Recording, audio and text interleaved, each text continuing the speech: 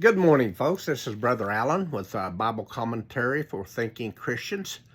I would like to thank all of you that are viewing my videos. I'm quite surprised, to be honest, at the number of people that are viewing my video and making comment. I hope we're all enjoying the rain we're getting, so that's wonderful. Today, I would like to share with you Exodus chapter 19, when the children of Israel came out of bondage in Egypt and was led out by Moses.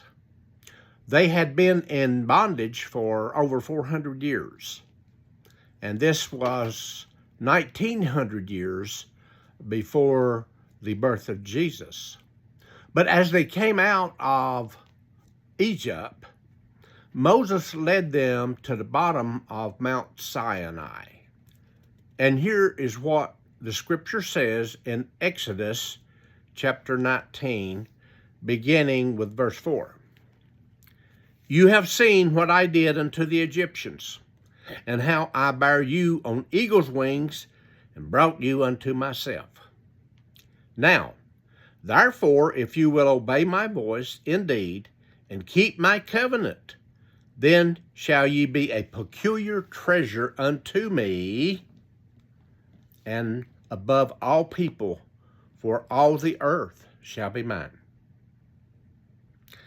And ye shall be unto me a kingdom of priests and a holy nation. These are the words which thou shalt speak unto the children of Israel. This is when God called Israel out and made them a nation, and wanted to make them a holy nation and a kingdom of priests to the world. Beginning in verse 9, this is very important.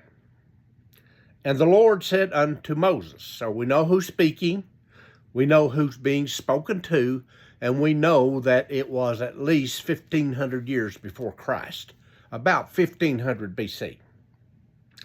But the Lord said unto Moses, I come unto thee in a thick cloud, that the people may hear when I speak to you, and believe thee forever.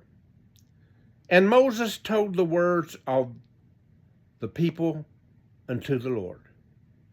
And the Lord said unto Moses, Go unto the people, and sanctify them today and tomorrow, and let them wash their clothes. In verse 11, this is very important. Exodus 19, verse 11.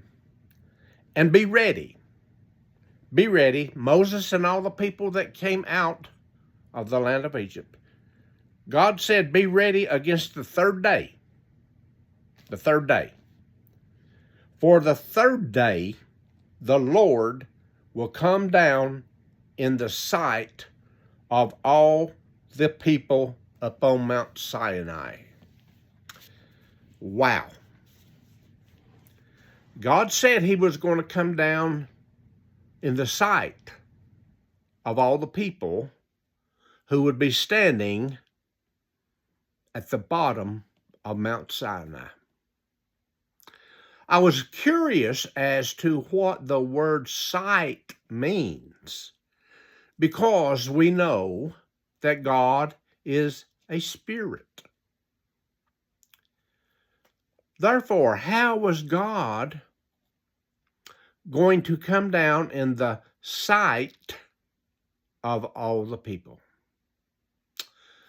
So what I did is I looked up the word sight in Hebrew. The English word sight in Hebrew is the word ayin. Ayin.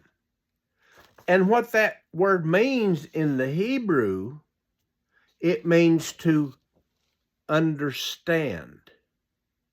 It doesn't necessarily mean to see with your eyes, but to understand. So God said that he was going to come down in the sight, in the understanding of those people Let's move on. In verse 16, and it came to pass on the third day in the morning that there were thunders and lightnings and a thick cloud upon the mount, and the voice of the trumpet exceedingly loud, so that all the people in the camp trembled. And Moses brought forth the people out of the camp to meet God.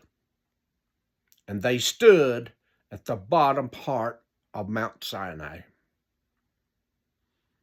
And Mount Sinai was altogether on a smoke, a cloud, because the Lord descended upon it in fire and smoke, therefore ascended as the smoke of a furnace, and the whole mountain quaked greatly.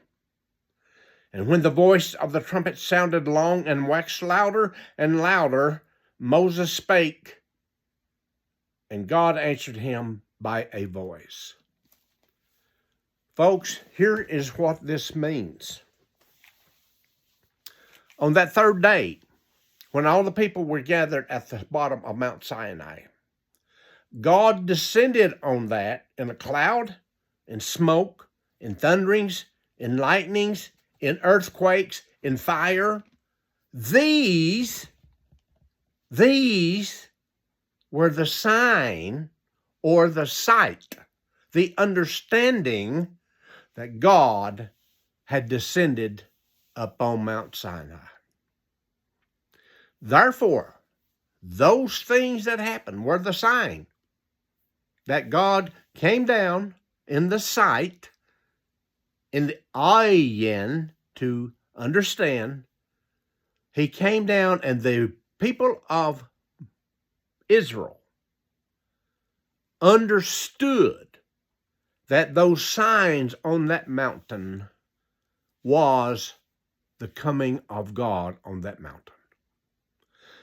This is so very important because this is a shadow, a typology of something in the future.